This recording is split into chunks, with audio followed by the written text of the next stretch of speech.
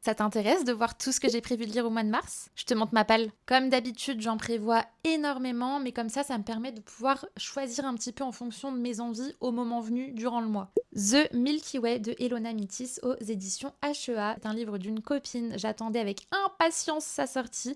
Le livre est sublime. En rapide, on est sur une histoire qui tourne autour du basket, un fake dating entre deux meilleurs amis, un garçon et une fille, et elle est vraiment amoureuse de lui. Métamorphosis, on est sur une fantaisie où on va suivre un personnage qui depuis toujours voit un ami imaginaire mais personne d'autre le voit et cet ami va disparaître et il va partir à sa recherche. Eureka Alchimie, ça fait un long moment qu'il est dans ma palle, il était temps en fait. Ça tourne autour du patinage et du hockey, deux personnes qui vont devoir travailler ensemble pour une compétition. On est un peu sur un mélange de Altitude et de Endless Fall. Je pense que ça va être un banger. The Coven et The Curse, une quand même dark romantasy autour des sorcières, mais j'ai très hâte. Par contre, énorme trigger warning. The Brawl, j'ai pas lu les tomes précédents, mais on m'a dit que c'était une saga indépendante, donc j'espère.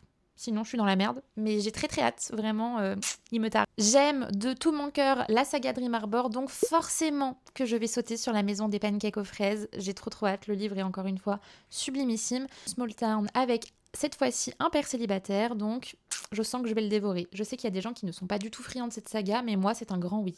La duologie de romantasy d'or et de ruines, j'ai entendu que du bien, donc vraiment il me tarde, et puis en plus ils sont assez courts, donc je risque de les bouffer. Le tome 2 va sortir à la fin du mois, donc je pense que c'est le moment de faire cette énorme bricasse dont j'ai entendu que du bien. On est sur une romance MM autour du harcèlement, c'est vraiment bourré de trigger warning, c'est une lecture qui est poignante. J'ai hâte, mais ça risque de me mettre en PLS. Premier mois de vivre, je crois que c'est aussi un drama romance, donc voilà, ce mois-ci, je suis là pour me flinguer. Moi, toi, nous, vous, bref, personne n'a pu passer à côté de cette sortie tant attendue.